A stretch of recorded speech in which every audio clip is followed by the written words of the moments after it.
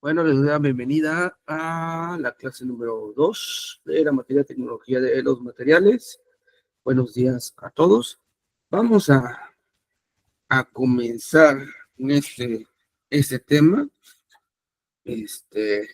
Vamos a retomar donde nos quedamos y vamos a ir avanzando un poquito, como les comento, es un poquito más teórico, pero vamos a meter en esta ocasión, vamos a meter algo de ejercicios, vamos a ver si se puede y logramos darnos a entender.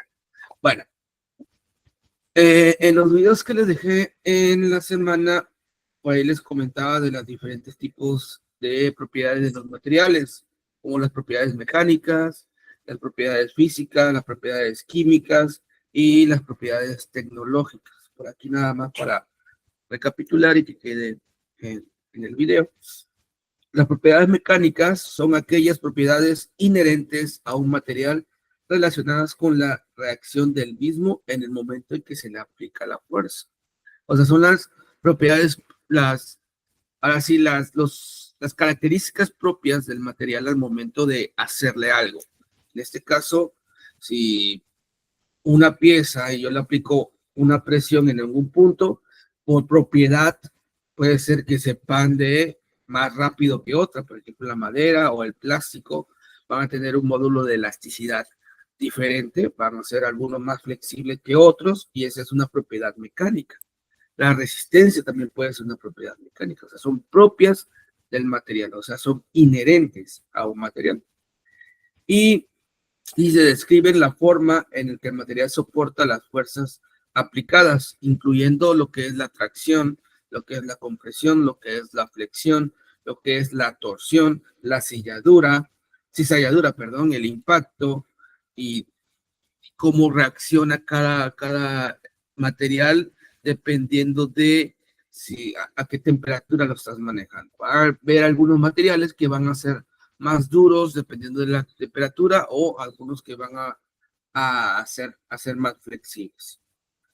Las propiedades físicas se manifiestan en procesos físicos. Pueden dividirse en propiedades eléctricas, magnéticas, térmicas, ópticas, y esto es en función del tipo de excitación a que se somete el material.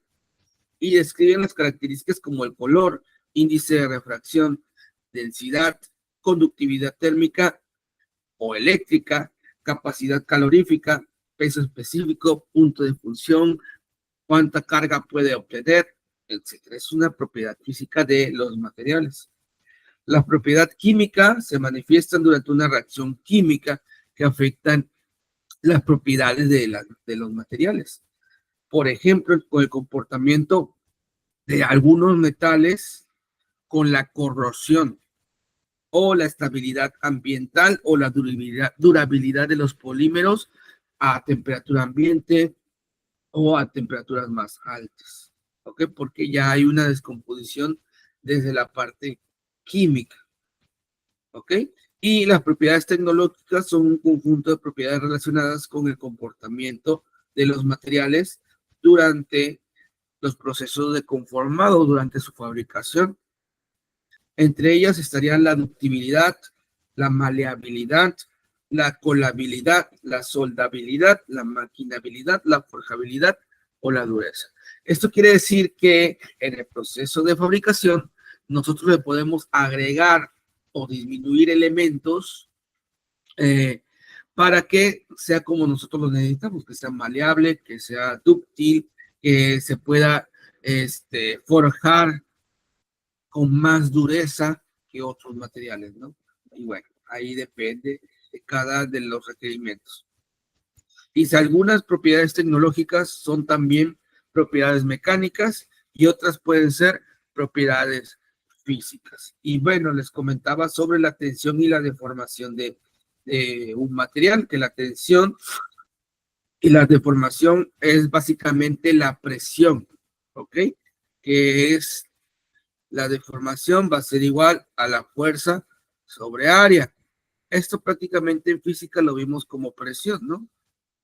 La fuerza sobre área, la fuerza que se ejerce sobre el área más pequeña. donde nosotros analizamos en esa materia que si el área es pequeña, es la presión era más alta con la misma fuerza, ¿no? Y aquí es donde se logra verlo de que la deformación va a depender inversamente del área a la cual se le está aplicando la fuerza. ¿Ok? Si el área donde se le aplica la fuerza es pequeña, la deformación en esa parte va a ser mayor. Y igualmente aplica cuando aplicamos una tensión que va a ser igual, fuerza sobre área. Aplica exactamente lo mismo. Si el área donde se está aplicando la fuerza es pequeña, la tensión va a ser alta o la tensión tangencial va a ser alta. Es lo que analizamos en los videos, ¿no? También vimos otros elementos como la deformación ingenieril, que es la deformación ingenieril, se va a explicar como F, que es igual a F sobre un área inicial. O sea, cómo se deforma el elemento, y esto quiere decir que va a haber un cambio de, de longitud, por decirlo de una manera. Vamos a tener una longitud inicial, vamos a tener una longitud final y vamos a hacer unas comparaciones, cómo cambia dicho elemento, cómo se deforma dependiendo de la tensión que se le aplique. Y aquí en la pantalla tengo la gráfica que menciona como la deformación elástica o módulo elástico. ¿Qué es eso? Bueno, dice por aquí el autor y comenta en algunas notas, dice la forma y magnitud de la curva tensión de formación de un material depende de su composición o depende también mayormente de su tratamiento térmico, historia de deformación previa, velocidad de deformación, temperatura y estado de tensiones impuestos durante el ensayo que se hace al dicho material. En la primera zona que vemos nosotros aquí, al retirar la carga aplicada se recupera la forma inicial. Si vemos aquí en la gráfica, si nosotros en la primera aplicación, en el primer, no tercio, sino en la primera parte de la gráfica, nosotros analizamos que si le aplicamos una fuerza a ese material y se la dejamos de aplicar, entonces ese material va a regresar a su estado inicial, no se va a deformar, ¿ok? Va a regresar a su estado inicial. Y eso se conoce como una deformación elástica.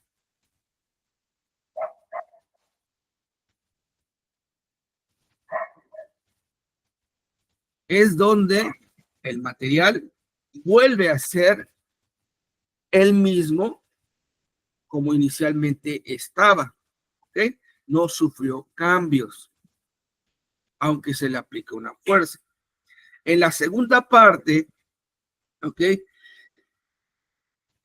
No se recupera la forma o dimensiones iniciales al retirar la carga, porque el material sufre una deformación permanente. Y aquí se refiere a esta parte, más o menos en la gráfica, ¿no? Más o menos en la gráfica que tenemos por aquí. No sufre una deformación ya permanente, ¿ok? Que es lo que se conoce como una deformación plástica.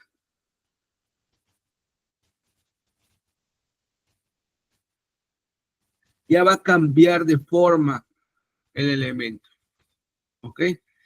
En el caso de los materiales mecánicos ensayados a tracción uniaxial, la temperatura ambiente de la primera zona de la curva responde a una relación lineal entre la tensión y la deformación. La constante de proporcionalidad en ese tramo elástico es la pendiente en esta zona y se conoce como módulo elástico del material o módulo de Young, que sería la misma zona elástica, pero ahora en materiales metálicos, ¿ok? Y esto se le va a conocer con el signo de E, ¿ok? Este es el módulo elástico. Y a grandes rasgos, a pocas palabras, este módulo me va a decir qué tan flexible es el material, flexible entre comillas, o sea, qué tan flexible para regresar a su tamaño inicial o a su forma inicial. ¿Ok? Por ejemplo, una liga, si yo la estiro y la suelto, regresa a su estado inicial, ¿no? Pero si yo la estiro a su máxima capacidad, lo más seguro es que se rompa, ¿no? O que algunas veces ya quedan pequeñas fisuras en el material, ¿no? Ya no va a regresar a ser el mismo. Pero tiene un módulo elástico alto. En cambio, por ejemplo, un plástico, si yo le aplico una fuerza suficiente para que se doble, a lo mejor ya queda doblado, ya no regresa a su estado original. Y eso es un módulo elástico pequeño. Y bueno, este módulo elástico tiene dimensiones de tensión. No siempre hay una relación lineal entre la tensión y la deformación en la zona elástica, pero cuando la hay, se le aplica lo que conocemos como la ley de Hooke, que es S es igual, o la deformación es igual al módulo por E, donde este E minúscula es como una deformación unitaria, por decirlo de alguna manera. Esa relación también se cumplirá en el caso de trabajar con tensiones y deformaciones verdaderas.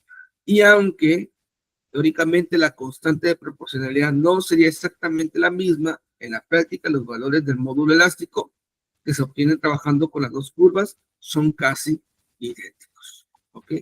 Estos valores de aquí son casi idénticos en la vida real. En la vida, en lo teórico, puede haber variaciones muy grandes.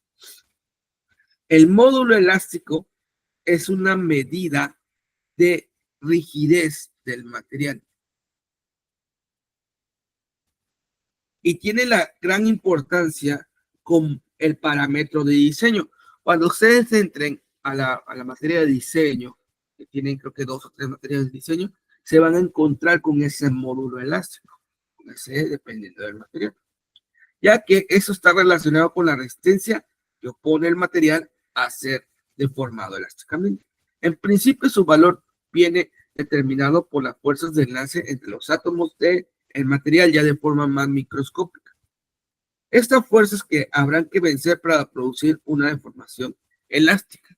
Estas fuerzas se vencen de diferente manera, ¿okay? Se vencen de diferente manera si están siendo aplicadas de forma a temperatura ambiente o si le metemos energía, por ejemplo, calor, que yo le meta una flama a este pedazo de plástico, se va a tender a deformar mucho más rápido que con la fuerza únicamente, ¿ok? Y eso cambia su módulo elástico. Entonces, nosotros vamos a ver cómo las fuerzas de unión entre los átomos del material no pueden cambiar sustancialmente sin variar la naturaleza básica del mismo. En general, pueden considerarse que el módulo elástico es invariable con la estructura. En muchos casos, este módulo elástico prácticamente no varía de forma significativa ni al añadirse elementos de aleación y con el tratamiento térmico o con el procesamiento físico. En definitiva, el módulo elástico está relacionado con la fuerza que hay que aplicar para separar átomos adyacentes, por lo que es proporcional a la curva fuerza R o la fuerza de atracción atómica, distancia interatómica, que sería esta gráfica. ¿Sí? La fuerza aplicada sobre la distancia que va a haber entre los átomos, que es en el punto correspondiente a la distancia de equilibrio. Los materiales iónicos o covalentes con un enlace muy fuerte procederán en general mayor módulo de elasticidad o módulo elástico que los materiales metálicos, en los que la fuerza de enlace es más débil. Es importante destacar que este módulo elástico es una constante elástica y no una tensión, pero tiene unidades de tensión, como habíamos comentado. Esta tensión nosotros la conocemos o va a tener sus unidades como megapascales o gigapascales, ¿no? Hablamos de pascal, hablamos de tensión, hablamos de presión, hablamos de pascales. En la práctica se puede obtener a partir del diagrama tensión de formación ingenieril, determinando la pendiente del tramo. Aquí, si nos damos cuenta, va a haber una diferencial de la fuerza entre el diferencial de la distancia interatómica. Y esto va a ser la pendiente, y es lo que nosotros podemos encontrar, o encontrar el valor en esa parte. ¿Sí? Ahora bien, en ciertas ocasiones, este tramo elástico, la relación entre la tensión y la deformación no es proporcional. Para disponer de una orden de magnitud de la rigidez del material, se puede definir como un módulo secante, que es en cálculo diferencial lo que nosotros encontramos, una línea secante. Una línea secante es que corta dos puntos. La pendiente de la línea que une dos puntos cualesquiera se llama secante, ¿ok? En este caso, va a ser el comportamiento lo que va a ser lo que va a cortar ese comportamiento elástico. El módulo tangencial, que va a ser la pendiente de la tangente de la curva en un punto determinado en el tramo elástico. Y nosotros vamos a ver por aquí otra quita. Está aquí. Es el módulo tangente para la tensión y módulo secante para el incremento de tensión. Y vemos, analizamos que esta va a ser la tensión 1, tensión 2. Aquí va a haber un módulo secante y aquí va a haber otro módulo secante. Que este va a ser la diferencia entre la tensión, entre el módulo de deformación, y el siguiente va a ser una diferencial entre el módulo, entre la deformación y el módulo de elasticidad.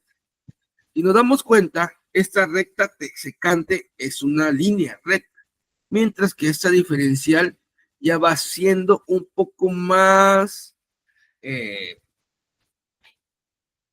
pegada a la curva que se está generando, ¿ok?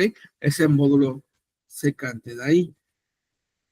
Y bueno, nosotros también vamos a ver o analizar otras constantes elásticas, como es el módulo de Poisson, que en el tramo elástico es la relación adimensional entre la deformación transversal. ¿Ok? Es el módulo de Poisson, que se ocupa también. El módulo elástico de cizalladura, que sería tau, que es igual a G por gamma. En este caso, G es el módulo elástico a cizalladura. Tau sería la tensión de cizalladura.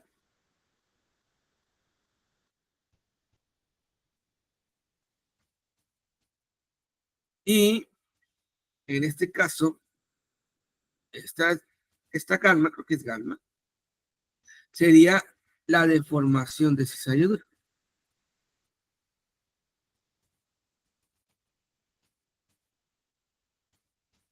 ¿Ok? Entonces, G va a ser el módulo elástico en cizalladura.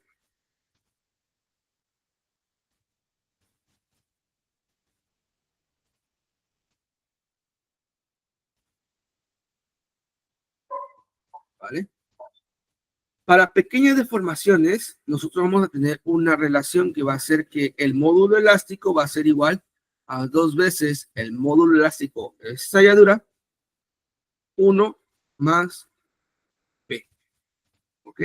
Ahorita vamos a ver qué es lo que nosotros analizamos como P, y vamos a poder encontrar claramente como todo ya. Hay tablas ya predefinidas, ya no hay que calcular.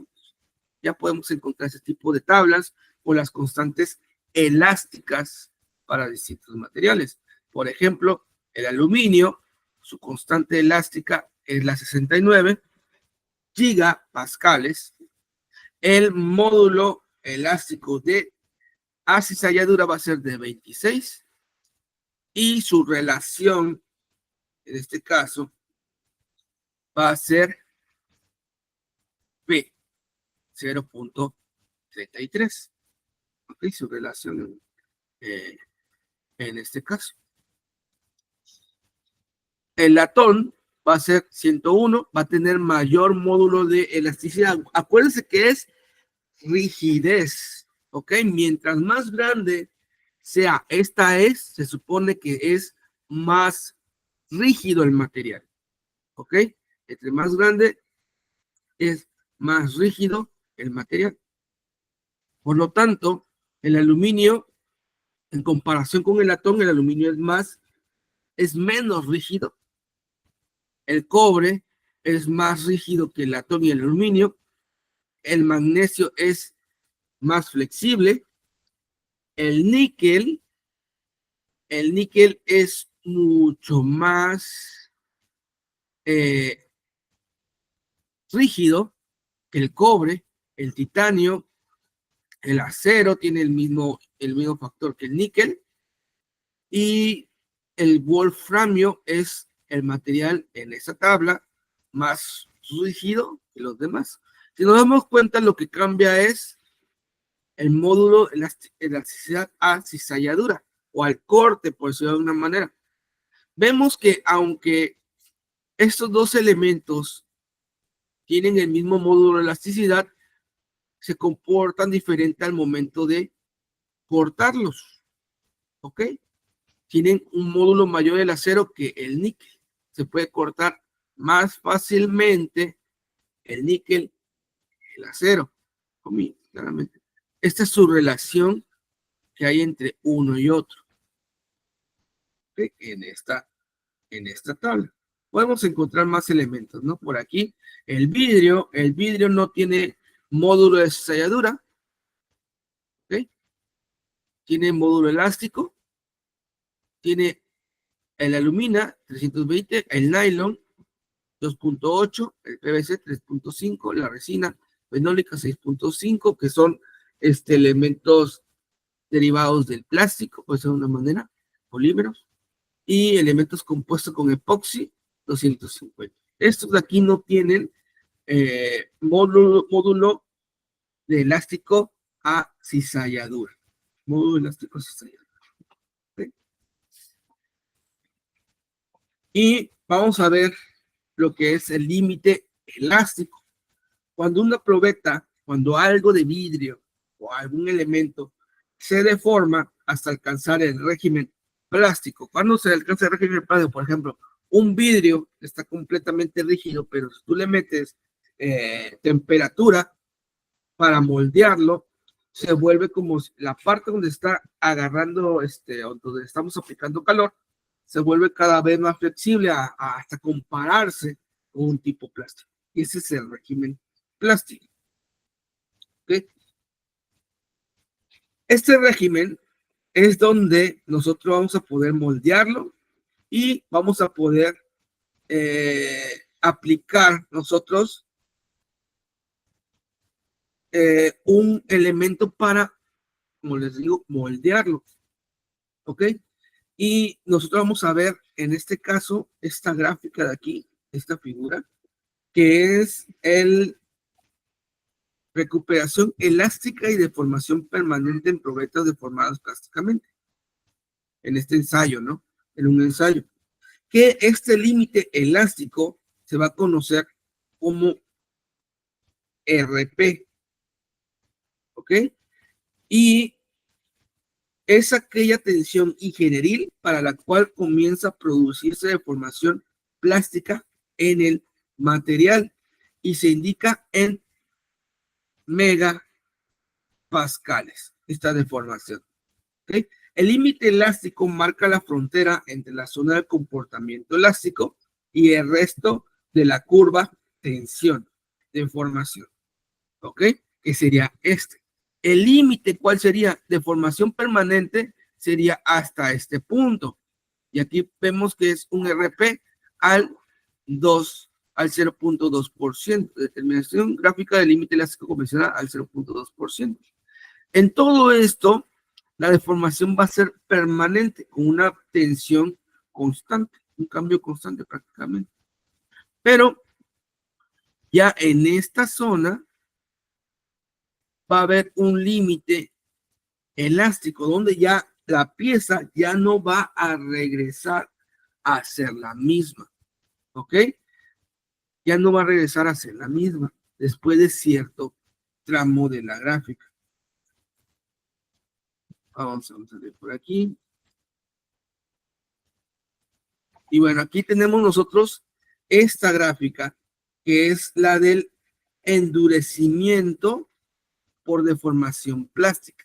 La tensión necesaria para comenzar a deformar plásticamente es mayor cuando la probeta ha sido deformada previamente. ¿Ok? En esta figura se puede ver que una vez superado el límite de recuperación plástica o el límite plástico para continuar deformando el material, es preciso continuar elevando la tensión por encima de este valor. A medida que aumenta la deformación producida, es precisa una mayor tensión para seguir deformando, y se dice que entonces ese tipo de materiales endurece por deformación plástica. ¿Ok? Aquí vemos que se le aplica una tensión constante y su recuperación elástica todavía está, pero la tensión va a cambiar en este tramo y va a llegar esta parte que es el límite de la recuperación elástica. ¿Ok? Para seguir deformándolo, vamos a necesitar aplicarle otra o mayor tensión del límite de la deformación elástica para seguir ejerciendo una deformación que sería este módulo E, que está dado milímetros entre milímetros. ¿Vale? Es lo que me quiere decir esta gráfica. Y aquí el autor comenta: por otra parte, si se deforma una probeta hasta la zona plástica, como vemos ahí, se retira la carga con la que se recupera la forma elástica que ha experimentado, y por esto que posteriormente se vuelve a cargar la curva que sigue en el segundo ensayo, el material asciende por la recta de descarga. Por ejemplo, aquí está. Vamos a explicar esa parte. ¿Qué nos dice el autor? Bueno, si yo estoy deformando un material, en este caso la probeta, y llego a este punto, y en este punto yo le retiro la carga, va a regresar a su estado original. ¿Ok? Va a regresar a su estado original. Pero a esa misma probeta yo espero que se enfríe y le aplico otra vez la carga, ya no va a empezar en este punto, ya no va a seguir este recorrido de tensión, sino que va a seguir este valor. ¿Ok? Este valor de tensión va a llegar a este punto mucho más rápido para romper o llegar al límite de tensión elástica o de deformación elástica. En esta figura se comprueba que después de aplicar el primer proceso de deformación plástica, ha aumentado la tensión necesaria para comenzar a deformar plásticamente el material, por lo que habrá aumentado el límite elástico. Finalmente, en el caso de determinados materiales, por ejemplo, aquí menciona el acero a carbono, la curva tensión-deformación puede presentar un máximo de tensión al final del tramo elástico, y que nosotros a continuación esto decrezca la tensión necesaria para continuar deformando el material, por lo que es posible producir una cierta deformación. Y vemos esta gráfica de aquí.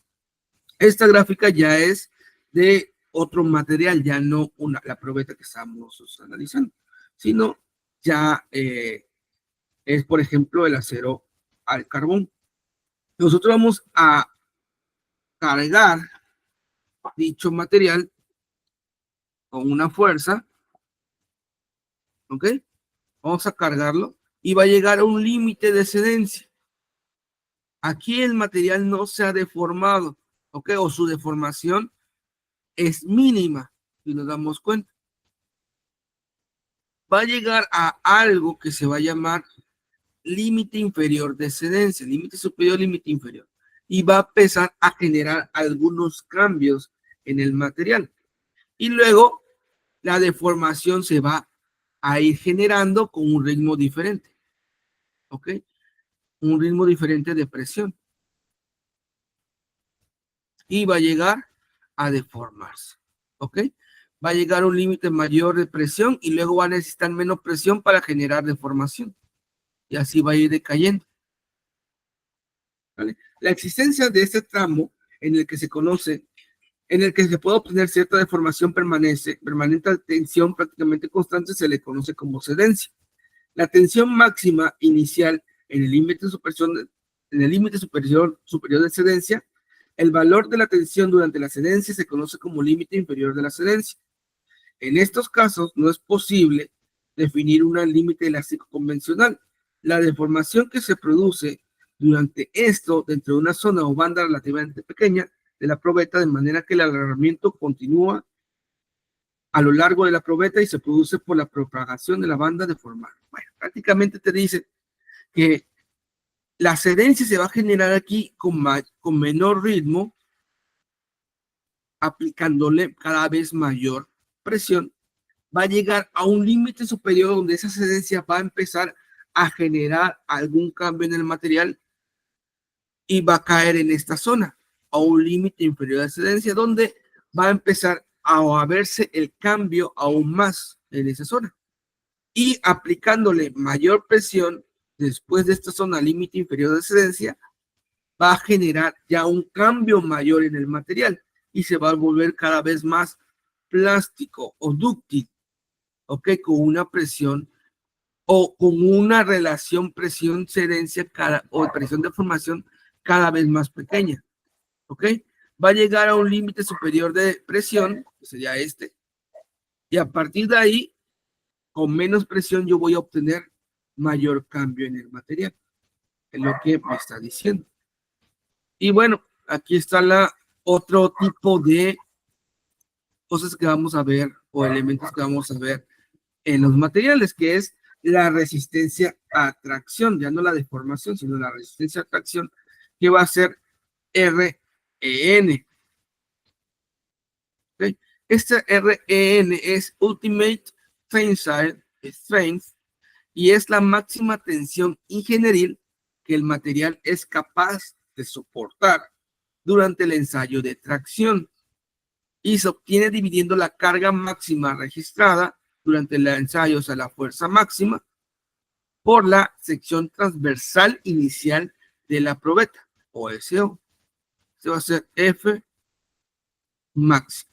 Y esto es lo que me va a dar la resistencia a la tracción, que es prácticamente igual, se mide en megapascales, porque estamos hablando de tensión. ¿Ok? Aunque la resistencia es la tensión en megapascales. La resistencia a la tracción suele ser el valor que se determina con mayor frecuencia a partir de los ensayos a tracción uniaxial. Sin embargo, en materiales dúctiles experimentan una gran cantidad de deformación plástica antes de que se produzca la rotura, como nosotros vemos, por ejemplo, el material del acero o derivados de ahí. Este valor guarda poca relación con la resistencia del material al ser sometido a estados de carga más complejos. Lo que sucede esto a menudo en la vida real. ¿Ok? Nosotros vamos a ver por aquí una imagen, que sería esta, que es el esquema de deformación de un estrechamiento localizado o una extrusión. Extrusión es prácticamente un estiramiento, o sea, ¿qué pasa cuando estiras un material? Y posterior rotura de la probeta en un ensayo de tracción. O sea, lo está jalando, lo está estirando, está haciendo un proceso de estriación. ¿Ok? En esta figura nosotros podemos ver que la formación de estrechamientos localizados en la probeta y en la forma de la curva tensión de formación ingenieril es ocasionada por esta estriación o lo que se le conoce también como necking. ¿Ok? Y vemos, y si vemos nosotros la figura, podemos ver que necesitamos más presión para generar una pequeña deformación sobre el cuello, ¿ok? si nos damos cuenta aquí del cuello de la figura, de la probeta, con una tensión alta, ¿ok? No hay deformación prácticamente, pero va a llegar un momento en donde voy a necesitar menos relación tensión de la que estoy aplicando para generar un cambio en el cuello, ¿ok?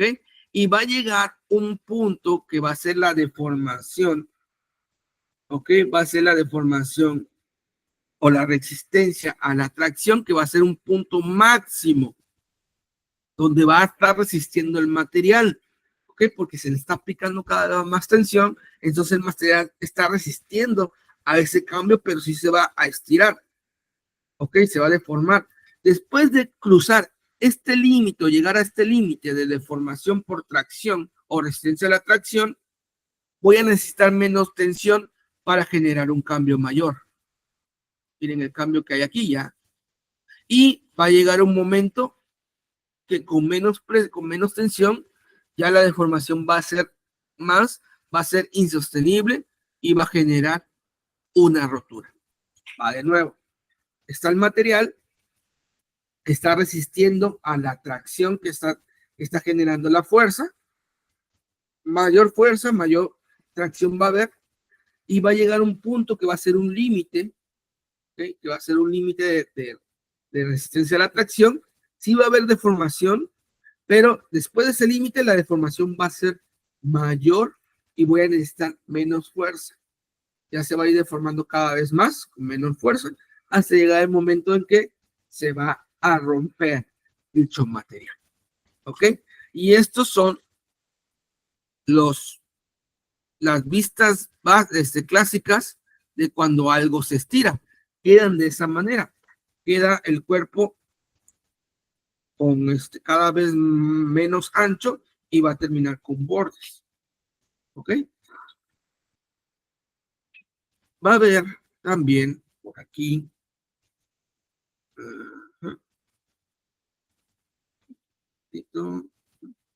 la plasticidad y la ductibilidad, que son otras propiedades de los materiales.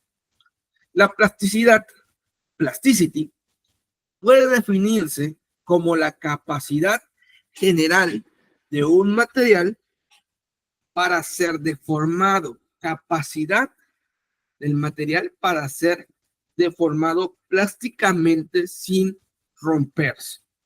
Por otro lado, nosotros vamos a encontrar de una manera estricta que la ductibilidad o ductility sería la capacidad de un material para ser deformado en forma de hilos, ¿ok?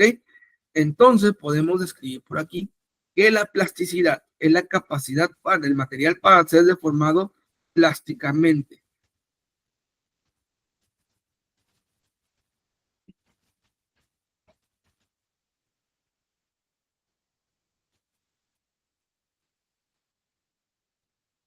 ¿Okay?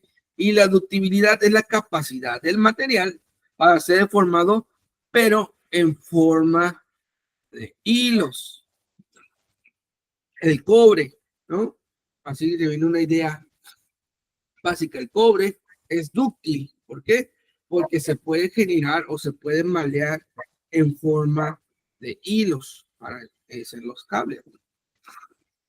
Sin embargo, es habitual emplear la palabra dúctil como sinónimo de plasticidad y ese criterio que se adoptará es básicamente lo que conocemos todos en el campo. Plasticidad dúctil. O sea, qué tan factible es para ser deformado de forma plástica, pero sin romperse. ¿Ok? Pero ahí tienen ciertas diferencias, unas leves diferencias entre uno y otro. La ductibilidad suele valorarse a partir de un ensayo de tracción convencional, o sea, estirarse, ¿no? Ya sea en términos de alargamiento porcentual a rotura o mediante el coeficiente de estrición. El alargamiento porcentual a rotura, que nosotros vamos a conocer como esta parte, ¿okay? Este es el alargamiento a rotura. Es el alargamiento permanente que experimenta una longitud inicial marcada entre dos puntos en la probeta y expresado como tanto por ciento de la longitud inicial, denominada L, creo que es LN, ahí, no, LQ, es que no se ve por aquí, sería, vamos a ponerle LQ, ¿ok? Esto es la longitud final entre las marcas y LI es la longitud inicial. Por lo tanto, este alargamiento porcentual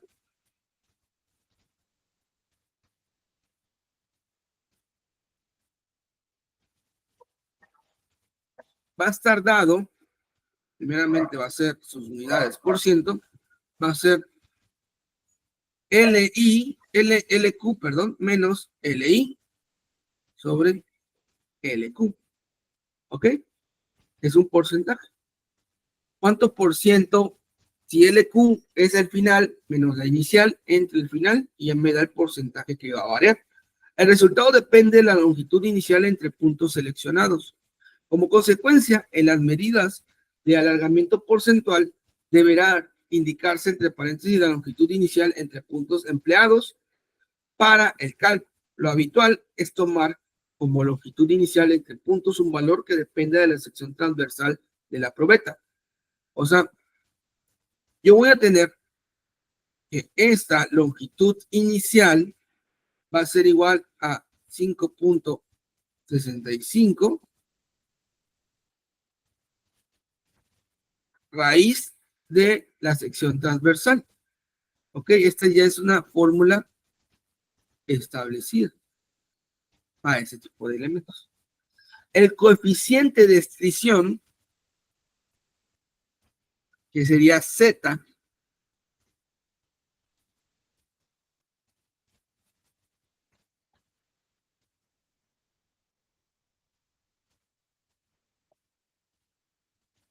el coeficiente de estiramiento va a estar dado o es la variación máxima que experimenta la sección transversal de la probeta durante el ensayo que se le ha expresado en por ciento respecto al área de la sección transversal.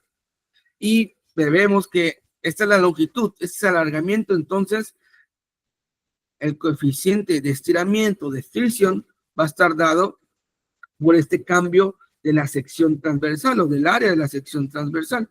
Entonces yo voy a tener una sección final menos una sección inicial sobre sección final. Y así lo multiplico por 100 y voy a tener el porcentaje. Aquí también me faltó multiplicarlo por 100. Y ahí tengo el porcentaje. Este coeficiente de extinción es una medida de la ductibilidad y presenta también inconvenientes, ya que en materiales muy dúctiles a menudo resulta complicado medir el área de la sección transversal a la fractura por la importante extensión producida. O sea, es casi imposible cuando se estira de más. Es muy difícil medir la sección transversal, ¿okay? de ese material ya estirado. ¿Okay? Entonces, ese es uno de los inconvenientes. Cuanto mayor es el alargamiento porcentual a rotura o el coeficiente de extinción, mayor es la plasticidad. Va de nuevo. Cuanto mayor es el alargamiento porcentual a rotura, mientras mayor sea esto, ¿ok? Mientras mayor sea esto, o esto, mayor es la plasticidad.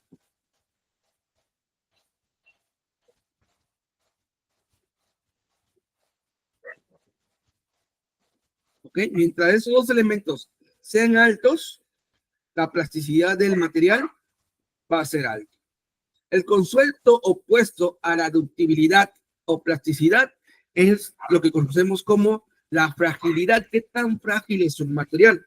Esta fragilidad o fragility Es una característica propia de los materiales que rompen sin apenas deformarse plásticamente. En estos materiales no se aprecia escisión. Los cerámicos son materiales inherentemente frágiles. Los metales y ciertos polímeros tienen capacidad de deformación plástica y pueden ser más o menos dúctiles. ¿Ok? Por ejemplo, el vidrio, mencionábamos que no tenía coeficientes de plasticidad. ¿Ok? No es dúctil el vidrio, no tiene ese elemento, es frágil. ¿Ok? Porque se rompen sin apenas deformarse. Si tú le aplicas al vidrio una presión, no va a ceder, no se va a doblar en estado natural. No se va a doblar, se va a romper. ¿Ok? En cambio, el plástico sí puede ceder, dependiendo de qué tan dúctil sea. ¿Ok? Y aquí hay unos elementos. Aluminio, 99.95%. Aquí están los RP, que serían los, dijimos que eran la resistencia a la tracción, inicial y final. Aquí está. Y aquí está el alargamiento porcentual de cada uno, lo que puede tener. Bueno, vamos a ver otro por aquí, otro, ¿cómo se llama? Otra propiedad de los materiales, que es la fractura. Todos los materiales poseen una capacidad de deformación limitada. No hay un material que se deforme y vuelva a unirse o vuelva a su forma original. Siempre va a haber una deformación limitada. ¿Ok? De manera que una vez alcanzada esta, se produce una rotura de la pieza o una fractura. Existen diferentes procesos de fractura. Por un lado, existen roturas instantáneas en las que el material rompe sin desarrollo de grietas internas.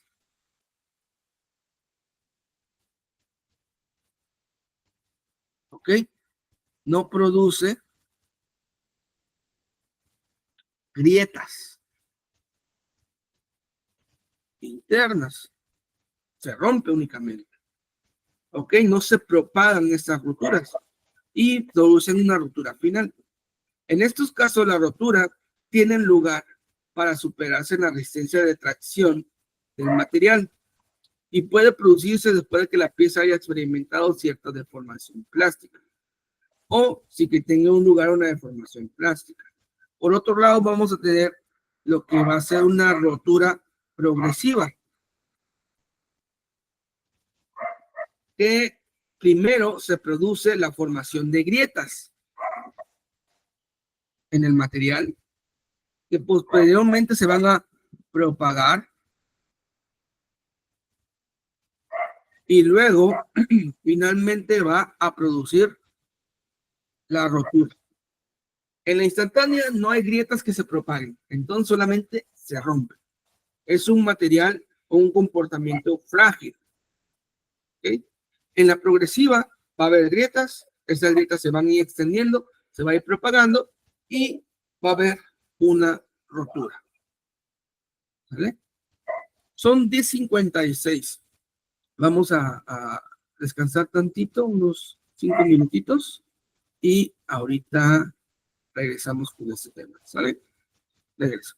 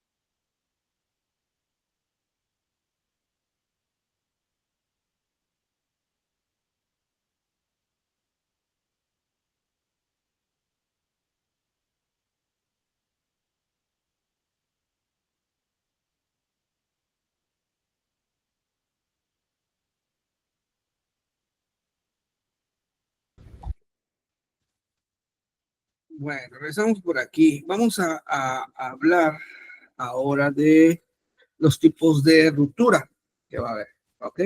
Ya vimos la fractura, vamos a ver los tipos de ruptura.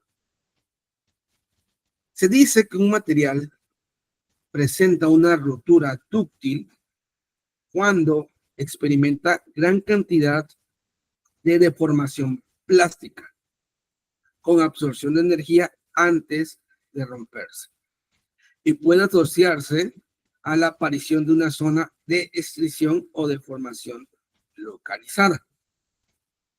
En materiales metálicos, las roturas dúctiles tienen lugar por un mecanismo de nucleación, crecimiento y coalescencia de microvacíos.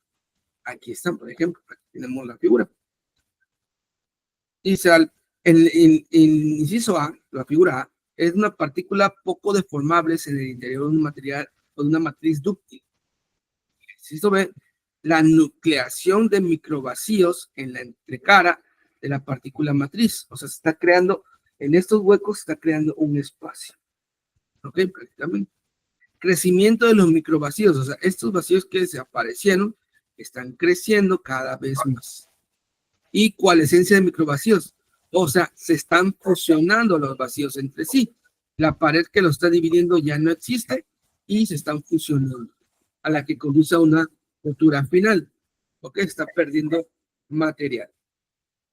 Si en el interior del material hay partículas con mucha menos capacidad de formación que el resto del material, cuando se produce la deformación plástica de la matriz, la partícula no puede seguir esa deformación y o bien se despega entre la cara, entre la partícula y la matriz, o bien se rompe la propia partícula. En esa zona comienza a formarse un pequeño hueco denominado microvacío, y los microvacíos formados van creciendo de tamaño a medida que progresa la deformación plástica base y después se van uniendo en el proceso que es de coalescencia. En pocas palabras, está la partícula aquí.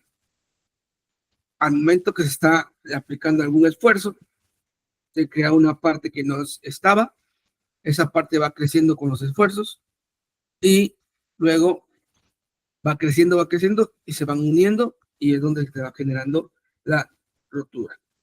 En la rotura dúctil, en muchas ocasiones, el aspecto macroscópico de la rotura es en forma de copa o cono. Como aquí vemos, copa o cono. Cerca de la superficie, la rotura final tiene lugar una cizalladura a 45 grados. En la zona central de la probeta, la rotura de las paredes entre microvacíos da como resultado un relieve de cúpulas muy características. Por ejemplo, este material está o se rompió por estrición, entonces está generando esto que se llama, lo que conocemos como copa y cono. ¿Ok? Esta es como la característica principal de este tipo de roturas, las roturas dúctiles. Y relieve microscópico de cúpulas en una rotura dúctil quedan de esta manera, donde se van generando, si nos damos cuenta, círculos entre sí para al momento de romperse. También vamos, ya que tenemos una rotura dúctil, ¿okay? Vamos a tener una rotura frágil. La rotura frágil ocurre sin deformación plástica, no va a haber estiramiento, no se va a formar ese cono o esa copa, ya no se va a formar. ¿Ok? Y por ello no se produce absorción de energía en el proceso. No hay estiramiento, o sea, no hay estrición. Y entonces, nosotros vamos a analizar, y aquí no hay estrición, porque el aspecto macroscópico de la rotura va a ser plano. En el anterior era curvo, se le va estirando el material y se va haciendo esa forma característica. En rotura frágil, como si lo cortaras de tajo, ¿ok? No hay deformación en ese corte. La rotura frágil se ve favorecida por las bajas temperaturas, altas velocidades de deformación y por la presencia de un estado triaxial de tensiones, por ejemplo, en el que se produce una entallada o una incisión en la superficie del material. Un posible mecanismo de rotura es la de cohesión de planos cristalinos que se producen al alcanzarse la tensión de roturas en los enlaces atómicos. Y nosotros podemos ver en esta siguiente imagen cómo se ve de forma microscópica la rotura frágil. El inciso A es una rotura frágil intergranular y el inciso B es una rotura frágil transgranular. ¿Ok? También vamos nosotros a ver otra característica de los materiales que va a ser la dureza. La dureza, hardness, pues tiene su H, es una propiedad del material relacionada con la resistencia que opone un material a ser deformado plásticamente. ¿Ok? Un material a ser deformado plásticamente. Por ello, la dureza está directamente relacionada con el límite elástico del material. La dureza es el resultado de un tipo de ensayo específico, el ensayo de dureza. ¿Ok? Existen muchos ensayos, muchos tipos de ensayos de dureza. Por ejemplo, hay un ensayo que es por la escala de Mohs, que es una serie de 10 materiales ordenados de menor a mayor dureza. ¿Ok? Y, por ejemplo, se ponen diferentes materiales, acero, plástico, etc., hasta llegar al que conocemos de mayor dureza, que es el diamante. ¿Ok? Y podemos comparar. Claramente, el material más duro tiende a romper los materiales más débiles o viceversa. El material menos duro cede al momento de chocar o hacer algo al material más duro. Por eso los cortes dicen corte con punta de diamante. O sea, la punta de diamante es el material más duro conocido. Bueno, se puede cortar casi la mayoría de los materiales con esa pieza, ¿no? Para uso industrial se recurre a ensayos cuantitativos. Son básicamente ensayos de penetración y el valor de la dureza que se obtiene puede interpretarse como la resistencia que opone un material a ser penetrado por otro. En este tipo de ensayos se emplea un indentador o penetrador que se sitúa sobre la superficie del material. A continuación, se aplica una determinada fuerza a través del penetrador sobre la pieza, lo que provoca una deformación plástica a través del penetrador sobre la pieza. ¿Ok? Y esto genera una marca en la superficie que se va a llamar una huella. O sea, está la pieza, el penetrador le está aplicando fuerza y esto está generando una marca que va a ser la huella. La dureza se obtiene mediante una relación matemática entre la carga que se está aplicando y alguna dimensión de la huella, ya sea profundidad, ya sea extensión. ¿Ok? Los equipos utilizados para realizar este tipo de ensayos de dureza se denominan durómetros. Y en los ensayos de penetración, como les comento, se mide el tamaño de la huella que queda después de aplicar una carga conocida con el penetrador de dimensiones definidas. A partir de esos valores se calcula el número de dureza. Si el material es blando, la huella obtenida será de gran tamaño porque lo penetró más. ¿Ok? Será de una profundidad determinada, será de un grosor determinado. ¿Ok? Y el número de dureza, nosotros vamos a ver si abarcó una profundidad determinada, vamos a decir que el número de dureza es pequeño o es menos duro, dureza pequeña. Si el material es duro, el indentador solo será capaz de dejar en la superficie una pequeña huella, alguna rajadura, alguna cizalladura, y que puede ser difícil de medir con precisión. Por ello, en cualquier caso, la carga elegida debe ser acorde a la dureza del material. En materiales duros, el número de dureza obtenida, el ensayo será grande. Si deja solamente una marca, una cizalladura o un hundimiento pequeño, entonces quiere decir que el material es duro. ¿Ok? Aquí hay un diagrama de cómo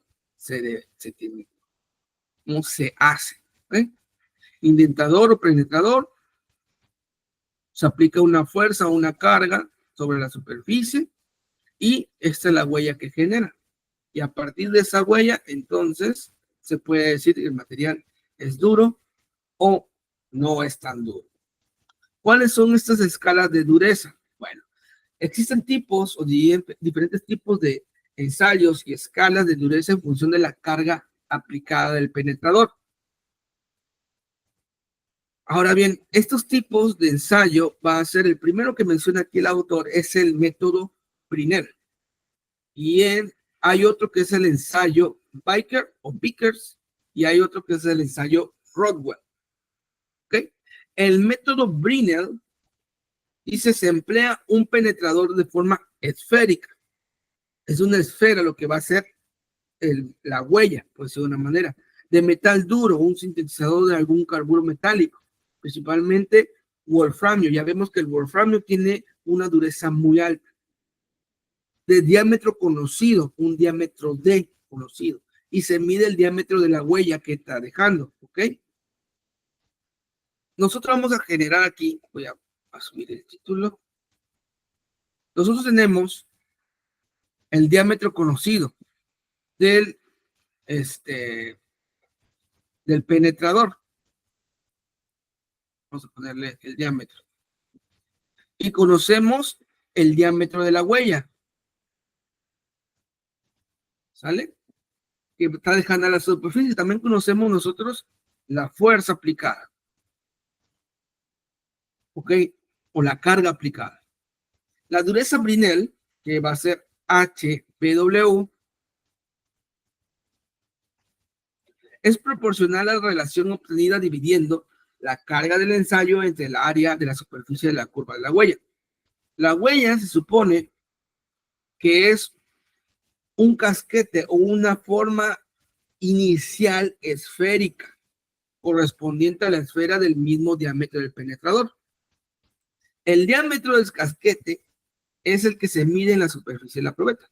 Ok, vemos el penetrador que es una esfera, entonces nosotros vamos a saber cuánto llegó o cuánto abarcó, cuánto penetró, dependiendo de la superficie que esté marcada. El número índice de dureza o número o índice de dureza Brinell se obtiene a partir de datos de ensayo mediante la siguiente fórmula. Y tenemos que la dureza Brinell va a ser igual al 0.102 multiplicado a 2 veces la fuerza sobre pi por el diámetro del penetrador, el diámetro del penetrador menos el diámetro del penetrador al cuadrado menos el diámetro de la huella al cuadrado. Y esta sería la fórmula o el índice de dureza Brinell que podemos encontrar. Nosotros tenemos todo, tenemos la fuerza de carga aplicada, tenemos el diámetro del penetrador y podemos medir el diámetro que dejó la huella. ¿Okay? Esto se expresa en newtons. Esto está expresado en newtons y los diámetros en centímetros. Ok, aquí. La fuerza, perdón, no la unidad, sino la fuerza está en newtons y esto está en centímetros. Igual aquí, está en centímetros. La dureza Brinell se designa por el símbolo HBW, precedido por el valor de la fuerza obtenida, complementando por un índice que corresponde a un ensayo y que podría formarse o expresarse de la siguiente manera. Por ejemplo, 128 HBW, eso quiere decir que es de dureza Brinell, ¿ok? El valor de la dureza, este es el valor de la dureza del material, ¿ok? El símbolo que se hizo por el ensayo o la índice de la dureza Brinell. Luego dice un índice que es, por ejemplo, aquí sería 2.5, 62.5, que sería complementado por el índice que corresponde al diámetro de la bola, dada en milímetros, y la carga aplicada en kilogramos fuerza.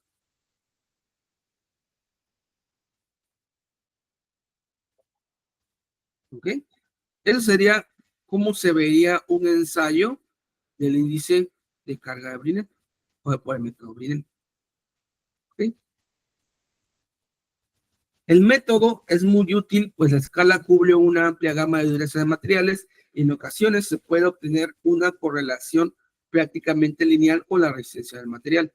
Pero también tiene sus limitaciones, como todo ensayo o como toda prueba tiene sus limitantes.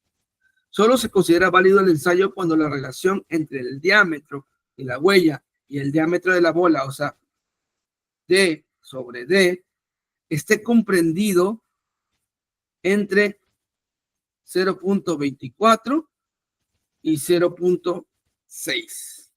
Solamente es válido para esos valores o esa relación que hay para esos valores.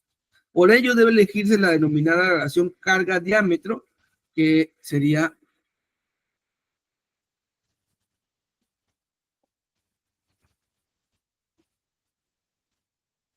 que es de 0.102 F D al cuadrado. Esa es la relación carga-diámetro que nosotros debemos considerar. ¿Vale?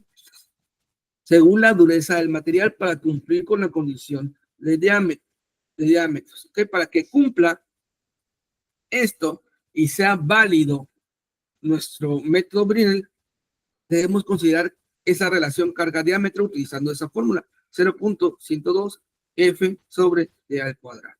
A partir de ahí, este factor de carga, nosotros vamos a estar cumpliendo con este método. ¿Ok? El siguiente método para encontrar la dureza es la escala de dureza método Vickers. Este ensayo se aplica una fuerza sobre la superficie del material con un penetrador, pero de diamante, ya no esférico, de metal, sino ya de diamante, en forma de pirámide recta de base cuadrada con un ángulo prefijo entre las caras opuestas. Seguidamente se retira la carga y se mantiene la longitud de las diagonales de las fuerzas de la huella formada. La dureza Vickers, o lo que se conoce como, voy a subir esto aquí, HB, ¿ok? Es proporcional al cociente obtenido al dividir la carga aplicada entre el área de las caras inclinadas de la huella, suponiendo que esta es una pirámide recta de base cuadrada con el mismo ángulo del vértice del penetrador. ¿Ok? Nosotros tenemos aquí más o menos sería de esta manera, ¿no? ¿Ok? Esa sería nuestra pieza, una pirámide con base cuadrada, que lógicamente al meterlo el material va a dejar una base, una pirámide invertida. El hueco va a ser una pirámide de la misma forma del penetrador, o va a ir generando la misma forma. ¿Ok? Entonces, vamos nosotros a encontrar el ángulo alfa que es en el vértice de la pirámide del penetrador y se elige igual a 136 grados, porque así se obtiene un valor numérico de dureza Brinell, como el ensayo Brinell, cuando se realiza en mejores condiciones. Entonces, la fórmula de la dureza Vickers va a ser 0.102, dos veces la fuerza por el seno que forma el ángulo de 136, que es aquí en la parte superior de la pirámide, sobre 2, sobre el diámetro de la huella dejada.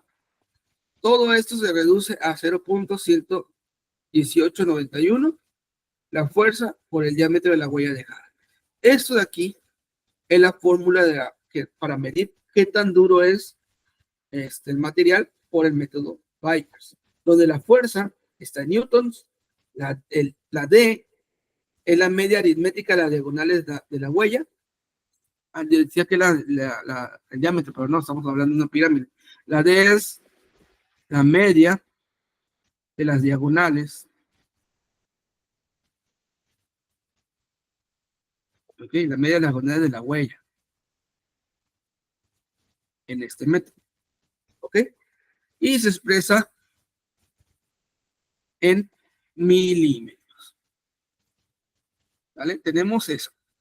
Y pues la carga se va a expresar en kilogramos fuerza. ¿Ok? Kilogramos fuerza.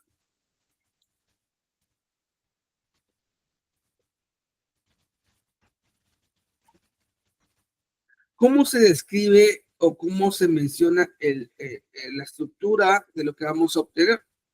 Por ejemplo, 74 HB 30. ¿Ok? La dureza Vickers se expresa como HB y precedida del valor numérico de la dureza. Esto va a ser la dureza. Y seguido por un número representativo a la carga del ensayo. Esta va a ser la carga en kilogramos fuerza. O sea, cuánta carga se hizo y cuál es la dureza según el método Vickers. El método Vickers, como la superficie de la huella es directamente proporcional al valor de la carga, el resultado en primera aproximación depende poco de la misma. No obstante, las normas europeas solo admiten determinados valores de carga. Por ejemplo, solamente puede haber cargas de 5, 10, 20, 30, 50 y 100 kilogramos fuerza. ¿Ok? No puedes meterle de 15, no puedes meterle de 35, debe ser lo determinado. 5, 10, 20, 30, 50 a 100 kilogramos fuerza. El ensayo permite dar respuesta a todas las necesidades, sin más, para cambiar la carga utilizadas. Materiales blandos, dureza, así como microdureza, y se emplean cargas inferiores a 0.1 kilogramos fuerza. Se pueden medir microdurezas con este método. Con el anterior no, con este método sí se pueden medir microdurezas. El tercer método es el método Rockwell. Aquí ya tenemos una imagen. El ensayo Rockwell se presiona con un penetrador que puede ser un cono de diamante o puede ser una bola de metal o de acero. Ok, aquí combina ambos penetradores, puede ser o uno u otro. En el Brinell es una bola de acero o material metálico. En el Vickers es un penetrador piramidal de diamante. Aquí puede ser ya sea un cono de diamante o una bola de acero. Indistinto. Esto se presiona contra la superficie de la pieza de ensayo con dos cargas sucesivas. Una carga preliminar que va a ser F0, perdón, que sería esta, la carga preliminar, y una carga adicional F1. Va a ser esta. ¿Vale? Que después se retira. A continuación se mide el incremento de profundidad de la huella. Primero tenemos con una carga inicial, tenemos una superficie o un cambio, si se dan cuenta. Aquí tenemos una pequeña penetración. Cuando se le agrega el adicional, cambia y eso se va a llamar H. ¿Ok?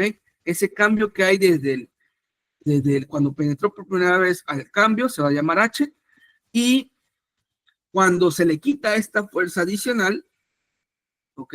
Esa fuerza 1, se va a recuperar el material, ¿sale? Y esto se va a llamar recuperación elástica, este pedacito marcado ahí, ¿vale? La fórmula que yo voy a estar aplicando para esto sería la dureza Rockwell va a ser igual a N menos H sobre S, ¿ok? Donde esta H va a ser esa diferencia que hay, ¿sale? De la primera penetración con la fuerza añadida, y N y S van a ser dos constantes. Vamos a ver qué es. Y esto va a conformar la dureza. ¿Ok? La norma europea determina hasta 24 escalas diferentes para dar respuesta a cada necesidad, ya que el intervalo de medida con una buena respuesta es estrecho en cada una de dichas escalas y se diferencian con el penetrador utilizado. La carga total aplicada en el intervalo aceptable de medida y la fórmula para calcular el valor de la función de la dureza, el valor de H. Y aquí tenemos algunos algunas de las escalas de las expresiones de la obtención de la dureza Rodwell. ¿Ok? Tenemos, dice, la medida del valor H se realiza con un reloj comparador apoyado sobre el soporte del penetrador y la lectura del valor de la dureza se hace directamente en la escala graduada diseñado para ello y el ensayo se realiza en pocos segundos, siendo esta una razón de éxito. Muy rápido, ¿ok? Aquí tenemos que la escala HRA, HRC y HRD. HRD sería de 100 menos H, 0.2, 130 y 0.1. Son las diferentes expresiones que nosotros vamos a estar viendo. Las escalas A, C y D, A, C y D, se utilizan penetrador, un cono de diamante.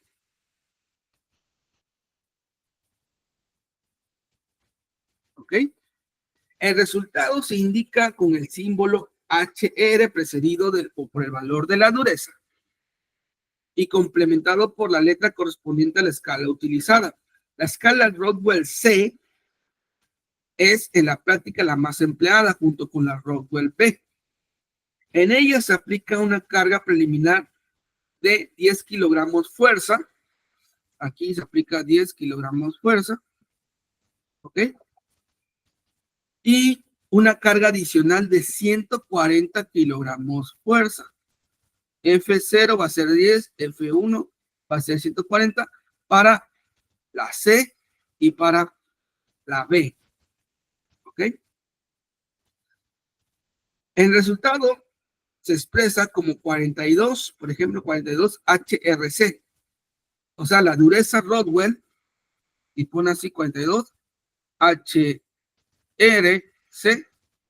la dureza y el tipo de penetrador que se ocupó. Y a la carga que fue aplicada. En este caso, la dureza es de 42. Se ocupó el método Rodwell, dureza Rodwell. Ocupó un penetrador de cono de diamante y una carga inicial aplicada de 10 kilogramos fuerza y una carga adicional de 140 kilogramos fuerza. Para el resto de escala de asignación se complementa con una S o una W si la bola utilizada como penetrador de acero o material duro. ¿Ok? Dentro de la escala Rodwell B, emplea un penetrador de bola de acero duro de un 16avo de pulgada de diámetro y una carga total de 100 kilogramos fuerza. Pero bueno, eso ya depende de cada una de las escalas. Las principales es esa, la C. Ahora, otra propiedad de los materiales es la tenacidad. ¿Qué es la tenacidad? Bueno, se define la tenacidad de un material o toughness, como la energía total que es capaz de absorber durante el proceso de deformación. O sea, ¿cuánta energía puede absorber mientras se le está aplicando la fuerza para evitar la deformación? ¿Ok? Esto hasta la ruptura. Al tratarse de una energía, se mide en joules. ¿Ok? Esto se mide en joules. Nosotros sabemos que un joules va a ser igual a un newton por cada metro.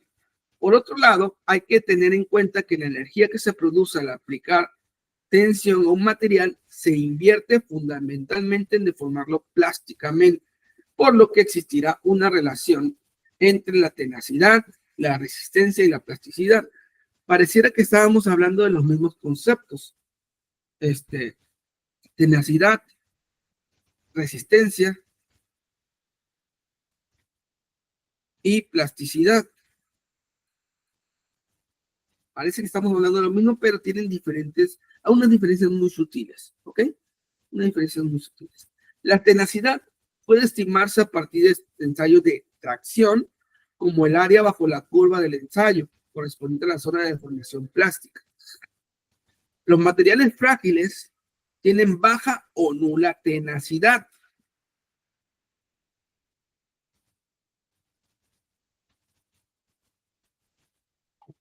tienen baja o nula tenacidad, puesto que experimentan muy poca deformación plástica. Por eso va de la mano con la plasticidad. En esta figura que está ahí se muestra el ensayo de tracción para material con distintas resistencias, dureza, tenacidad y ductibilidad. ¿Qué podemos ver en esta imagen? Tenemos un punto inicial.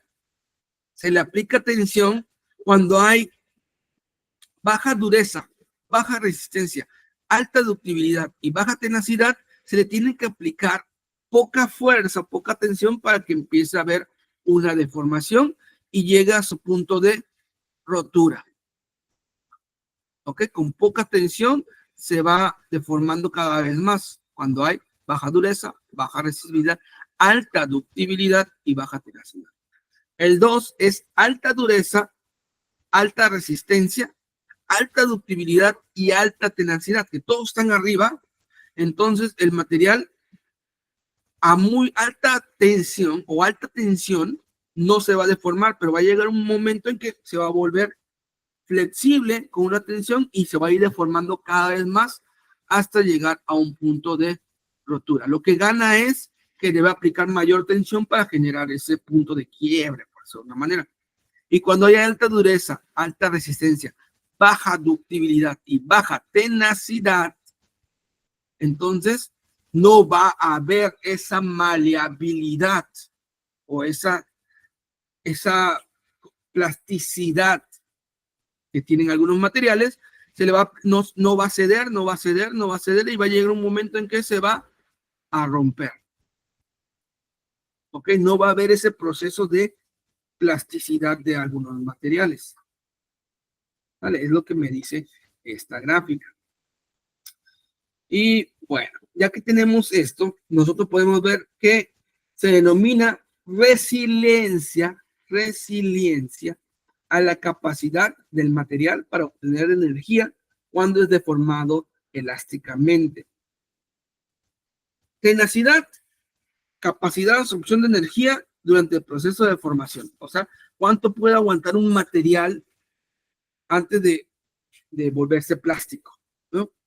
La resiliencia es la capacidad del material para obtener energía cuando este es deformado elásticamente y recuperar la forma original tras retirar la carga. O sea, ya está deformado en forma plástica. Ahora, si yo le quito la carga, que vuelva a su estado original, eso es la resiliencia. ¿Ok? Está absorbiendo la energía, no se está rompiendo y vuelve a su estado original. Normalmente se mide a través del módulo de resiliencia,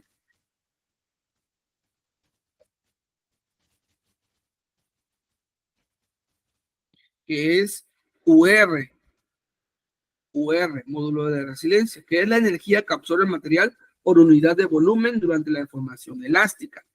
Esta relación con el límite elástico del material y el módulo elástico puede ser que UR va a ser igual a R, que es la resistencia, ¿ok?, del material al 2% sobre 2 veces el módulo de elasticidad. ¿Sale? Tenemos eso de ahí. Y bueno, conociendo, nosotros vamos a ver algunos ensayos, ¿sale?, que son ensayos no de impacto. En muchas ocasiones es interesante conocer la tenacidad o el impacto del material que se obtiene experimentalmente mediante ensayos de impacto como el ensayo Sharpie o el ISOT. En ese tipo de ensayos, el péndulo con una masa o un martillo en su extremo impacta sobre una probeta en la que se realiza una entallada, produciendo una rotura. Aquí está esto es lo que conocemos, ¿no? Este es el ensayo que estoy hablando. El indicador, posición inicial, aquí va la masa, aquí está el soporte, posición final. Choca contra el material, ¿ok? Choca contra el material. Conociendo la altura inicial,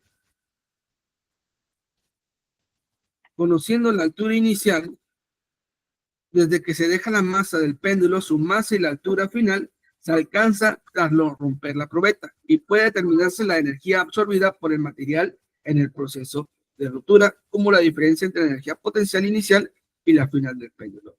O sea, quiere decir, conocemos ese indicador de altura, por ser de una manera, se deja caer, vemos una altura inicial, una altura final de donde quedó y el material o el elemento se va a romper.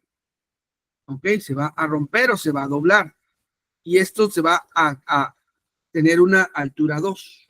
El material puede quedar de esta manera, puede quedar romperse o puede doblarse. En la probeta de ensayo con entallado, aspecto final en el caso de un material poco tenaz o un material muy tenaz. Poco tenaz se rompe, muy tenaz se dobla. ¿Ok? Va a haber otros tipos de ensayo que es la transición dúctil de fractura.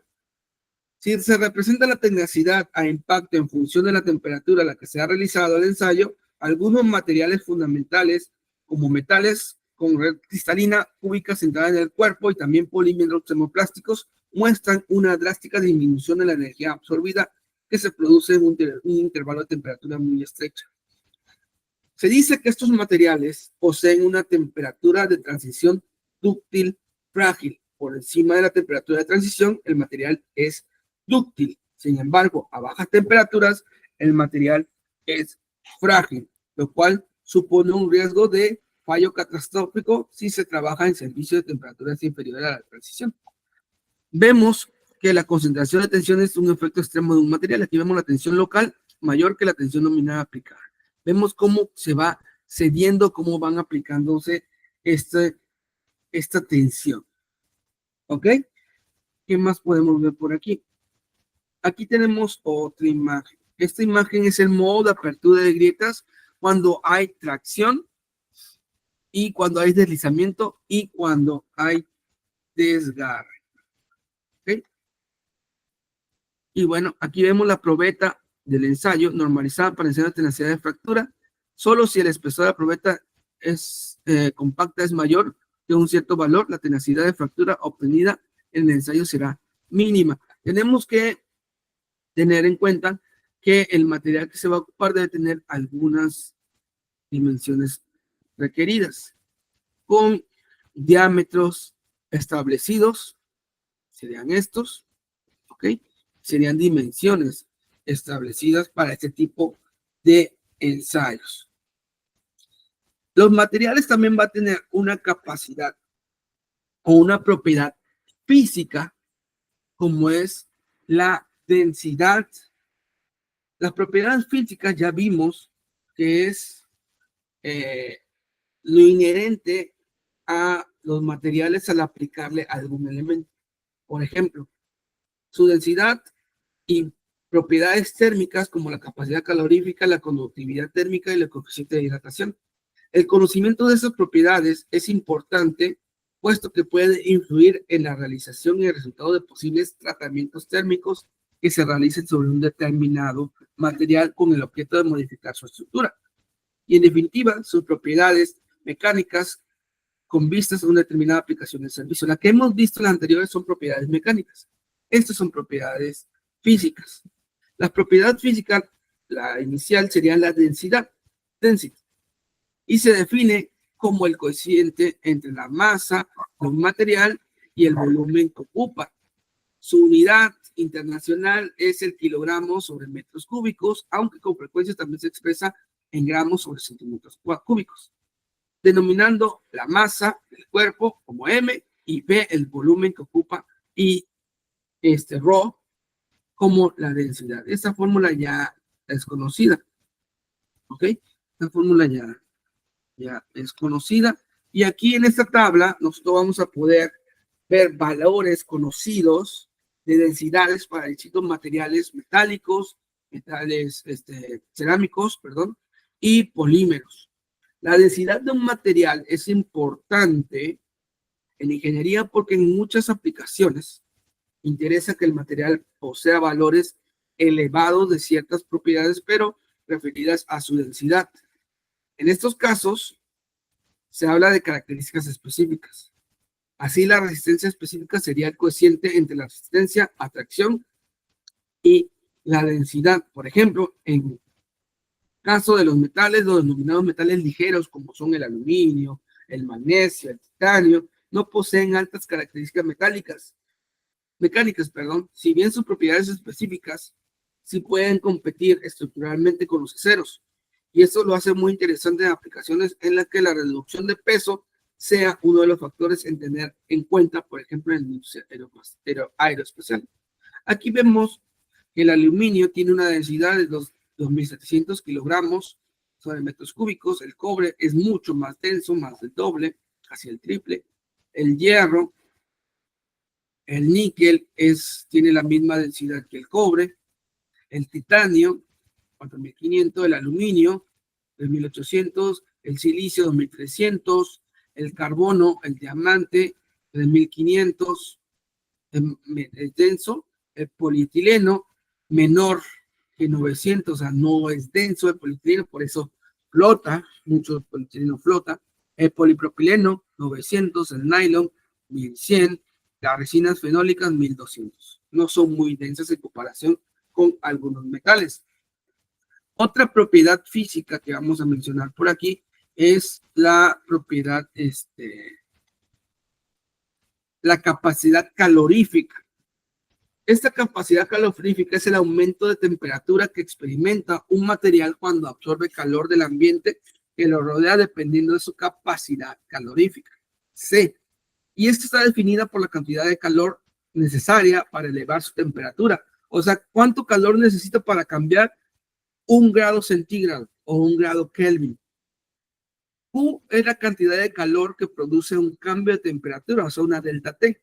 Y la capacidad calorífica se obtiene como C es igual a Q sobre el cambio de temperatura delta T. El valor C depende de la cantidad de material considerada y lo habitual es expresar la capacidad calorífica a base de un átomo de gramo en el caso de los elementos o un mol si se trata de compuestos. O sea, ¿cuánto cambia, cuánto necesita para cambiar un grado? Básicamente, es la capacidad calorífica. El calor específico es otra cosa, ¿ok? El calor específico sería C minúscula, sería U minúscula sobre masa sobre la diferencia de temperatura. El calor específico, no capacidad calorífica, el calor específico se puede medir de dos maneras, manteniendo la constante C, puede ser Cp, constante de presión, y siempre va a ser constante de volumen. ¿Okay? Que puede ser, en este caso, calor específico con una presión constante o un calor específico teniendo un volumen constante. El calor específico con una presión constante siempre va a ser mayor que con un volumen constante. Si bien la diferencia es pequeña para la mayoría de los sólidos a temperaturas iguales o menores al ambiente, en el caso de los metales, cerámicos y muchos polímeros, generalmente se trabaja a presión constante con magnitudes por unidad de masa, por lo general, se ocupa calor específico a presión constante. ¿Ok? Y bueno. Bueno, vamos a dejar, lo último, no, comentamos solamente lo último, que serían las propiedades térmicas. ¿Qué son las propiedades térmicas o la conductividad térmica? Es una propiedad física de los materiales que mide su capacidad para conducir el calor. El calor específico es cuánto calor necesita para cambiar 1 grado. La conductividad es la propiedad física que mide la capacidad de cómo conduce el calor. Es decir, la capacidad de una sustancia de transferir la energía cinética de sus moléculas a través de moléculas adyacentes a otras sustancias con las que está en contacto. La conductividad térmica es el cociente entre el flujo de calor por unidad de área por unidad de tiempo y el gradiente de temperatura. O sea, quiere decir que sería la velocidad de transferencia de calor. ¿Cómo se transfiere este calor? ¿En cuánto tiempo? ¿Ok? Y ahí sería la diferencial. En una diferencia de área, debido a una gradiente de temperatura, o sea, un cambio de temperatura con respecto a un área, la conductividad térmica se expresa con la letra K. Esto de aquí sería K. O también se emplea ese símbolo, que es sigma, creo que es sigma. Y sería igual a Q, o la primera derivada de esto. O sea, cómo cambia la velocidad de transferencia de calor sobre una diferencia de temperatura. ¿Ok? Que sería sobre el área. Entonces la conductividad térmica en términos matemáticos sería igual a la velocidad, porque esto es velocidad de transferencia de calor. La velocidad de transferencia de calor con respecto a un tiempo o un instante entre el área en el cual se va a transmitir y el cambio de temperatura que está sufriendo esa área. ¿Ok? Eso es. En el sistema de unidad, la conductividad térmica se mide en watts sobre Kelvin por cada metro. ¿Ok? El inverso de la conductividad térmica es la resistividad térmica. El inverso. Por lo que se define como la capacidad de los materiales al oponerse al calor, al paso del calor. Si la conductividad es que pase el calor, que tanto transfiere, la resistividad es que tanto impide ese paso del calor. Entonces, las unidades de la resistividad térmica serían lo opuesto a la conductividad térmica, las unidades. Y por último, vamos a hablar del coeficiente de calor, el coeficiente de dilatación. Por física ya sabemos que hay diferentes tipos de coeficiente de dilatación. Coeficiente lineal, coeficiente por área y coeficiente por volumen, ¿no? Dependiendo de qué estamos hablando. Es cuánto se dilata un material por cada grado de temperatura que se le está aumentando. Por lo tanto, alfa, que es el coeficiente de dilatación lineal, si no me equivoco, va a estar dado por la diferencia de la longitud, por la longitud inicial y por el cambio de temperatura. Esta alfa va a estar dada en milímetros sobre milímetros por cada grado que cambie. Y aquí hay diferentes materiales con sus coeficientes de dilatación o propiedades térmicas, calor específico por compresión constante, la conductividad térmica de cada material y el coeficiente de dilatación de cada material mencionado ahí. ¿Ok? Para que lo tengan y le den una checadita. Bueno, después de tanto, ¿verdad? Vamos a quedar hasta aquí. Son 11:50, ¿sale? Quedamos hasta aquí, chavos. El material va a quedar en la plataforma como siempre, el video igual. Y nos veríamos el próximo sábado a las 10 de la mañana. ¿Vale? Ok, profe. Buen fin. Bien. Cuídense mucho. Buen fin de semana. Gracias, igual. Buen fin de semana, maestro. Igualmente, luego.